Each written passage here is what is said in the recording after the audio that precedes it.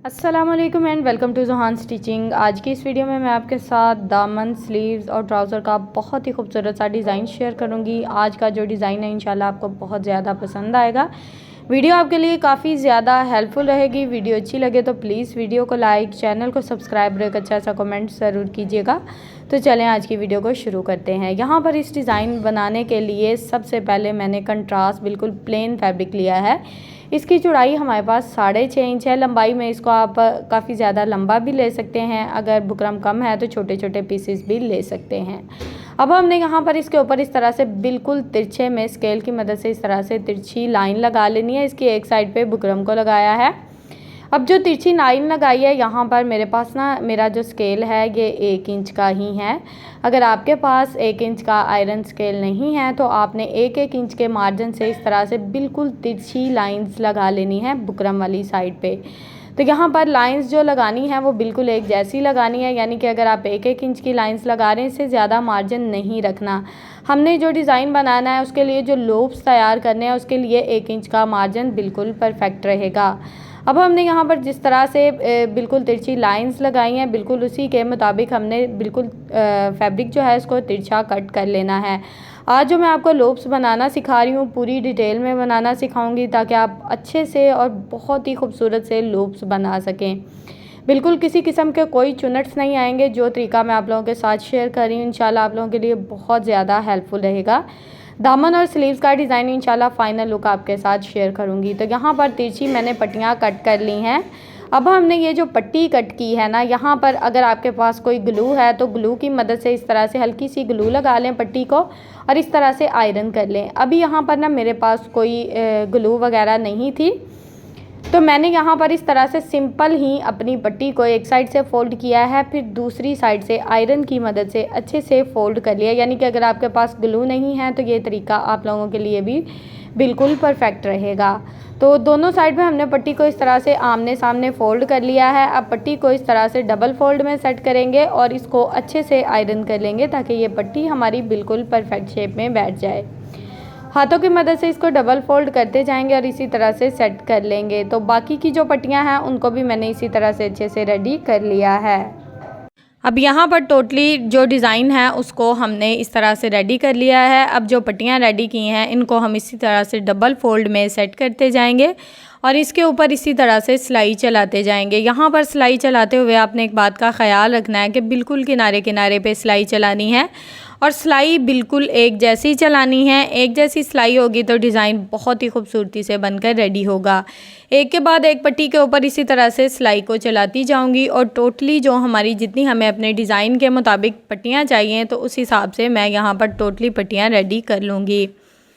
यहाँ पर जो पट्टियाँ मैंने रेडी की थी ना, तकरीबन मुझे ना दामन और स्लीव्स के हिसाब से पट्टियाँ चाहिए थी तो उस हिसाब से मैंने टोटली पट्टियाँ रेडी कर ली थी। बिल्कुल तरीका इनका सेम है, जिस तरह से एक पट्टी को रेडी किया है बाकी की पट्टियाँ भी उसी तरह से रेडी होगी। अब पट्टियों को इस तरह से नीट कर लिया है। पट्टियों को बनाने का सिंपल और आसान तरीका ये है कि आपने कटोरी लेनी है इस तरह से, उसमें इन पट्टियों को इस तरह से भिगो देना है। थोड़ी देर आप इनको भिगो के रखेंगे। अंदर वाला जो इनके बुकरम होगा ना वो हल्का सा सॉफ्ट हो जाएगा।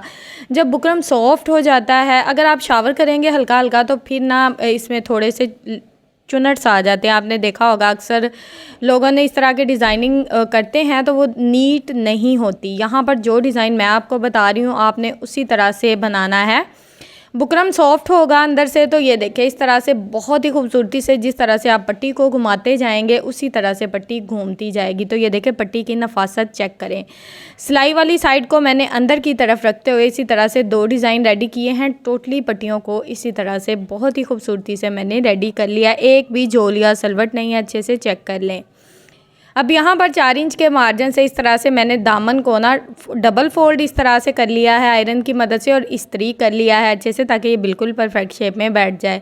अब दूसरा साइज़ भी हमारा 4 इंच के मार्जिन से ही मैंने इस्त्री की मदद से इसको भी इस तरह से फ़ोल्ड कर लिया, यानी कि 4-4 इंच के मार्जिन से 2 निशान लगाए हैं और उनको इस तरीके की मदद से अच्छे से डबल फोल्ड कर लिया है ताकि निशान दोनों तरफ आ जाए। अब जिस तरह से हमने दामन को फोल्ड किया है बिल्कुल उसके मुताबिक हमने इसकी इस तरह से कटिंग कर लेनी है। बिल्कुल सीधी सीधी कटिंग है। तो इसी तरह से हम यहाँ पर कटिंग कर लेंगे। अच्छा, यहाँ पर मैं आपको बताती चलूँ कि यहाँ पर शर्ट की फ्रंट और बैक साइड मैंने बिल्कुल एक जैसी यानी कि इनकी लंबाई रखी है, कोई एक्स्ट्रा मार्जिन नहीं लिया। अब यहाँ पर ये जो 2 पट्टियाँ कट हो गई है, पहले एक पट्टी को नीचे वाली जो दामन वाली पट्टी है उसको इस तरह से खोलेंगे, इसके ऊपर जॉइंट लेस को इस तरह से रखेंगे। अब यहाँ पर जॉइंट लेस की सीधी साइड नीचे की तरफ रहेगी और साइड पे आप फैब्रिक देख सकते हैं। दबाव इतना छोड़ना है कि यहाँ पर जब आप फैब्रिक को ओवरलॉक करवाएं तो बहुत ही अच्छे से ओवरलॉक हो जाए। अगर आप सिलाई चलाना चाहते हैं यानी कि इसके ऊपर टॉप स्टिच लगाना चाहते हैं तो वो आपकी मर्ज़ी है, लेकिन आजकल टॉप स्टिच ज़्यादा नहीं चल रहा। ओवरलॉक में ज़्यादा नफासत भी होती है और डिज़ाइन में खूबसूरती भी आती है। अब एक के बाद एक पट्टी को इसी तरह से आपस में ज्वाइंट करते जाएंगे, जिस तरह से हमने पट्टियों को कट किया था इसी तरह से पट्टियाँ आपस में ज्वाइंट होंगी और इसी तरह से सिलाई को चलाते जाएंगे। यहाँ तक अगर आप मेरी वीडियो देख रहे हैं तो प्लीज़ मेरी वीडियो को लाइक करें, मेरे चैनल को सब्सक्राइब कर लें और एक अच्छा सा कमेंट करके ज़रूर बताएं कि आपको मेरी आज की वीडियो कैसी लगी। टोटली वीडियोस अपनी बिगनर्स बहनों के लिए बनाती हूँ ताकि घर बैठे आप लोग बहुत ही अच्छी से और बहुत ही खूबसूरती से अपने सूट को डिज़ाइन कर सकें। अगर पहली बार भी आप ये डिज़ाइन बना रहे हैं ना तो इंशाल्लाह आपका डिज़ाइन बहुत ही खूबसूरती से बनेगा। अब यहाँ पर आप चाहें तो टॉप स्टिच लगा सकते हैं, चाहें तो अपनी जॉइंट लेस को ओवरलॉक करवा लें। आप देख सकते हैं किसी जो सिलाई है इसके ऊपर मैंने टॉप स्टिच नहीं लगाया, ठीक है, क्योंकि मैं इसको ओवरलॉक करवाऊँगी, एक्स्ट्रा सिलाइयाँ नज़र नहीं आएंगी और दामन में खूबसूरती रहेगी। एक के बाद एक इसी तरह से जॉइंट लेस को हमने आपस में जॉइंट करते हुए टोटली जो सिलाइयाँ हैं यहाँ पर चला लिया हैं। अब यहाँ पर हमने दोनों पट्टियों को इस तरह से दामन के साथ जॉइंट कर दिया है।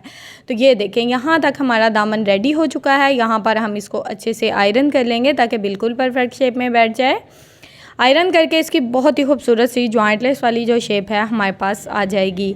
ये देखें जॉइंट लेस में हमारा दामन कितने अच्छे से रेडी हो गया है। अब साइड पे हमने जो बिल्कुल हाफ इंच फैब्रिक इस तरह से नीचे की तरफ फोल्ड किया, ये एक्स्ट्रा फैब्रिक है। इसके ऊपर लेस की सीधी साइड को नीचे की तरफ रखेंगे यानी कि शर्ट की सीधी साइड और लेस की सीधी साइड को आपस में मिला देंगे। रफ़ साइड ऊपर की तरफ रहेगी और जो निशान आयरन की मदद से हमने फ़ोल्ड करते हुए लगाया ना, बिल्कुल उसी निशान के मुताबिक हमने इस लेस को लगा लेना है। यहाँ पर अभी हम पलटा यानी कि फ़िनिशिंग पट्टी नहीं लगा रहे, फ़िनिशिंग पट्टी हम बाद में लगाएंगे।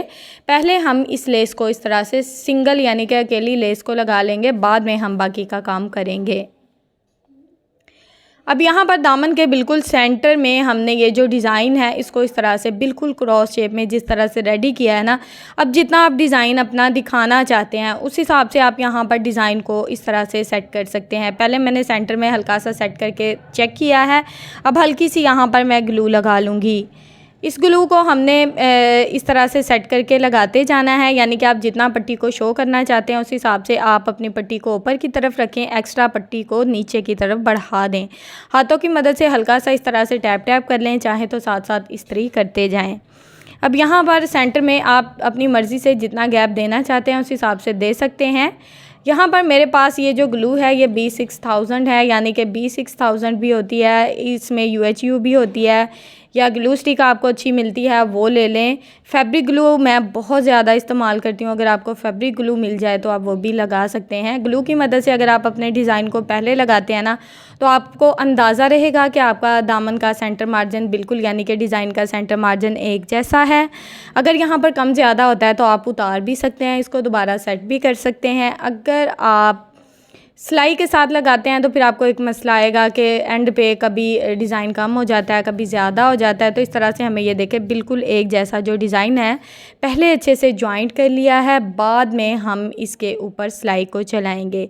यहाँ पर डिज़ाइन का जितना एक्स्ट्रा मार्जिन था मुझे थोड़ा सा जहाँ से डिज़ाइन ऊपर नीचे लगा मैंने बराबर कर लिया, और जो एक्स्ट्रा मार्जिन था उसको इस तरह से कट करके बहुत ही अच्छे से नीट कर लिया है। टोटली एक्स्ट्रा पट्टियाँ आप देख सकते हैं मैंने कट करके बहुत ही अच्छे से नीट कर ली हैं। अब यहाँ पर फिनिशिंग पट्टी लगाऊंगी। फिनिशिंग पट्टी को हमने दोनों साइड से तकरीबन हाफ इंच फोल्ड कर लिया है, तकरीबन 2.5 इंच मैं इसकी चौड़ाई रखती हूँ। हाफ इंच पट्टी को फोल्ड कर लिया है, पट्टी को इस तरह से सेट करेंगे और इसके ऊपर बिल्कुल किनारे की सिलाई को चलाएँगे। अब यहाँ पर लेस की जो सिलाई चलाई थी बिल्कुल उस सिलाई को आप दबाव में रखेंगे और इस तरह से इसके ऊपर सिलाई चलाते जाएंगे, यानी कि सिर्फ फिनिशिंग पट्टी की एक ही टोटली सिलाई शो होगी, बाकी किसी किस्म की कोई एक्स्ट्रा सिलाई शो नहीं होनी चाहिए। दामन पर किस तरह की लुक देगा, कहाँ तक एक्स्ट्रा यानी कि दामन आएगा, वीडियो को एंड तक वॉच करेंगे तो इंशाल्लाह आपको एक एक पॉइंट की बहुत ही अच्छे से समझ आएगी और इंशाल्लाह आपका डिज़ाइन भी इसी तरह से बहुत ही खूबसूरती से और बहुत ही प्यारा सा बनकर रेडी होगा। यहाँ पर ये सिलाई हमारी मुकम्मल हो चुकी है। यहाँ पर धागे को कट करेंगे। अब ये जो फिनिशिंग पट्टी है इसको इस तरह से रफ साइड की तरफ अच्छे से पलट देंगे। यहाँ पर अपने दामन को अच्छे से आयरन कर लेंगे ताकि बिल्कुल परफेक्ट शेप में बैठ जाए। तो यहाँ पर हमने ये देखें, ये फिनिशिंग पट्टी हमारी बैक साइड पे आ गई है। यहाँ पर इसको अच्छे से आयरन कर लेंगे। अब यहाँ पर मैंने फिनिशिंग पट्टी को अच्छे से आयरन कर लिया है और लेस बिल्कुल गुम तरीके से, पट्टियाँ भी बिल्कुल गुम तरीके से हमारी यहाँ पर लग गई हैं। धागे को कट करेंगे। सिलाई हमने दामन पर चला ली है। दामन की फाइनल लुक ज़रा आप चेक करें। साइड चाक पे मैंने सिंपल फिनिशिंग पट्टी लगाई है, किसी किस्म की कोई लेस वगैरह नहीं लगाई। दामन की फाइनल लुक ज़रा आप चेक कर लें। दामन पे इस तरह से ये देखें सिर्फ फिनिशिंग पट्टी नीचे शो होगी, ऊपर वाली साइड पे हमने बिल्कुल पाइपिंग भी नहीं की।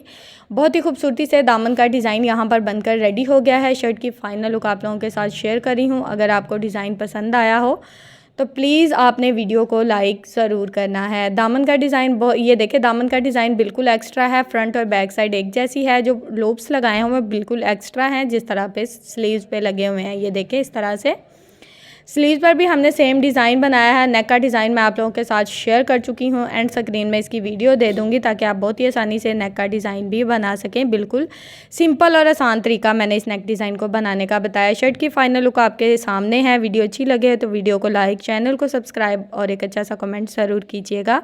ओके जी, अल्लाह हाफिज़, फ़ी अमानिल्लाहि, अस्सलामु अलैकुम।